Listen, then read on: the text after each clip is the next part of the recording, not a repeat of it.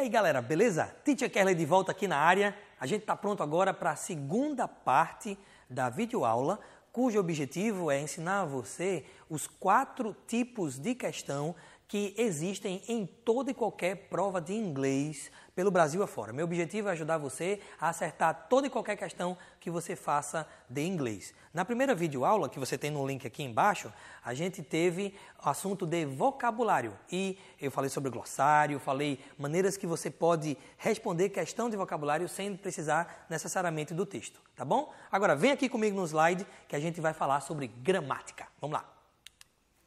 Então, aqui eu tenho tipos de questão em provas de inglês. A gente já falou de vocabulário e agora eu vou falar de grammar. Então, gramática são, sei lá, reported speech, conditionals, phrasal verbs, relative pronouns, são pontos gramaticais da língua inglesa. Então, olha para essa questão aqui comigo. Questão que eu não criei, uma questão que caiu no vestibular de medicina recente.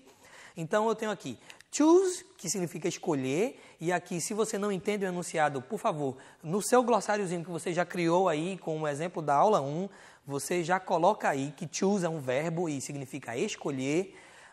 Então, é choose the alternative, escolha a alternativa, que melhor completa, that best completes, the gap, o espaço, a lacuna no texto, in the passage, tá? Então, pega as palavras que você não sabe aí. Por que eu digo isso, pessoa? Porque os enunciados, eles se repetem. Se você não fala inglês como segunda língua, você precisa entender o enunciado. Então, esse enunciado é a sua mina de ouro. Você precisa colocar aí as palavras que você não sabe no seu glossário. E como é que você pode me dizer, Teacher Kerley, que essa questão é uma questão que está testando gramática? Eu preciso ler o texto para responder essa questão? E minha resposta para você é não. Você não precisa ler o texto necessariamente. Você vai precisar ler um pouquinho antes, um pouquinho depois, mas não ler extensamente o texto. Porque você precisa entender o suficiente para preencher a lacuna lá.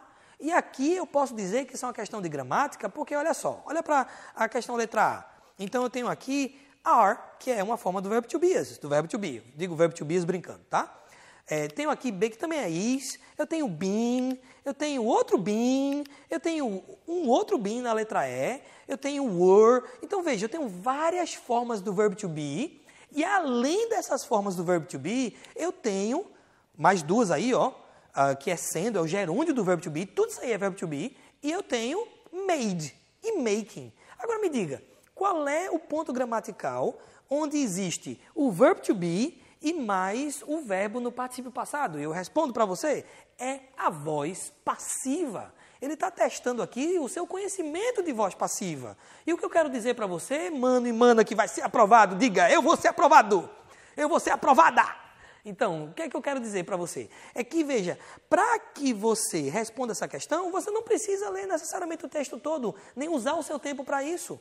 Você pode saber se é voz passiva no presente, no passado, no futuro, se isso está voz passiva no presente perfeito, e saber, então, gastar o seu tempo bem lembrando das regras gramaticais de voz passiva. Aqui, claro, é só um exemplo, mas há questões variadas sobre gramática. E na minha opinião, você tem que fazer, primeiro, as questões de vocabulário, porque elas são curtas e pequenas. Segundo, questões de gramática. E aí, você vai usar o seu tempo de forma efetiva, de forma eficaz, porque você vai poder não fazer tudo linearmente como as pessoas fazem e gastam tempo. I know that sometimes people who can speak the language, e se você está entendendo o que eu estou dizendo aqui, você fala inglês como segunda língua, e é para você que eu estou falando agora, por isso que eu vou falar inglês, volta aqui comigo, olha aqui para mim. Então, if you can speak English, I know that sometimes we enjoy reading everything. We take our time because we are having fun, we can speak the language. But I tell you, you are losing time.